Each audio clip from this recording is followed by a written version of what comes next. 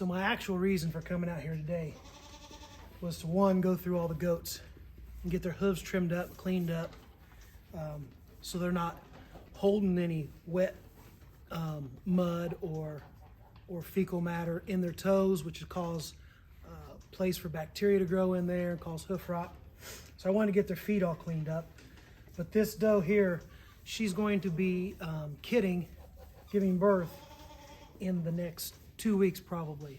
So today I'm going to clean up her feet and I'm also going to shave her body here so that her udder area and her bottom area is both clean for birthing and then all cleaned up and ready for when we start milking her.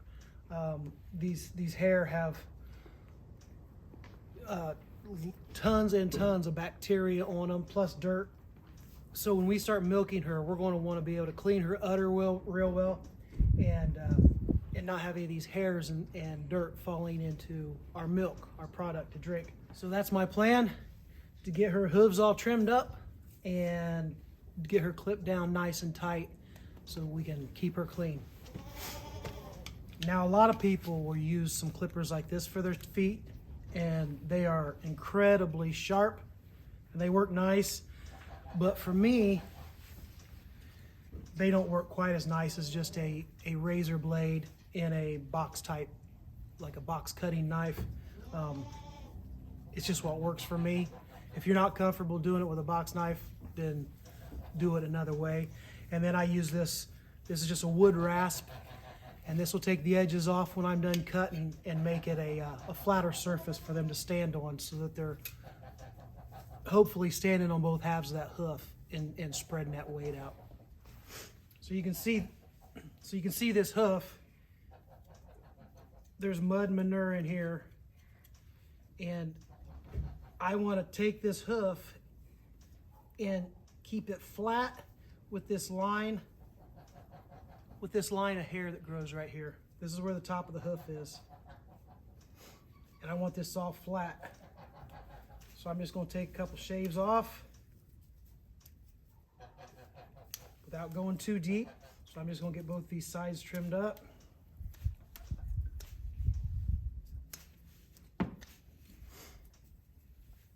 And anything that's ratty, I get it off there because it's just going to hold germs.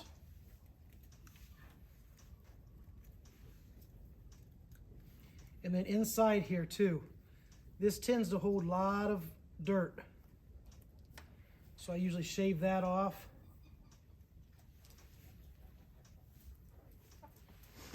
And then just hold back far enough that you're not going to get your knuckle in the rasp. And then just take it down until it's reasonably flat.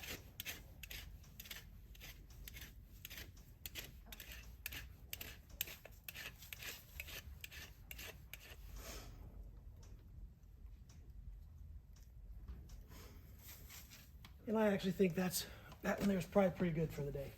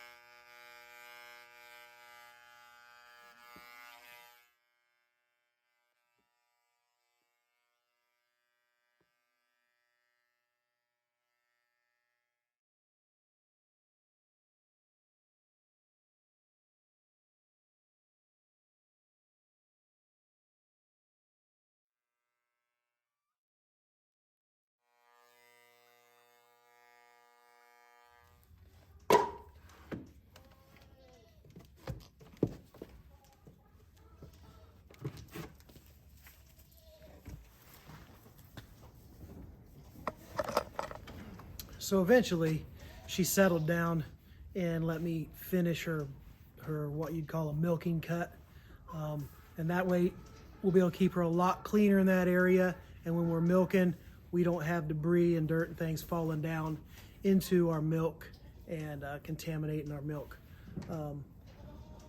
There's a couple places on her legs and stuff where there's still some long hairs, and I'll probably clip those up later, clean them up, make it all look a little bit better. But for the next 2 weeks, I'm gonna be keeping an eye on her, as I know about what day she should have her kids.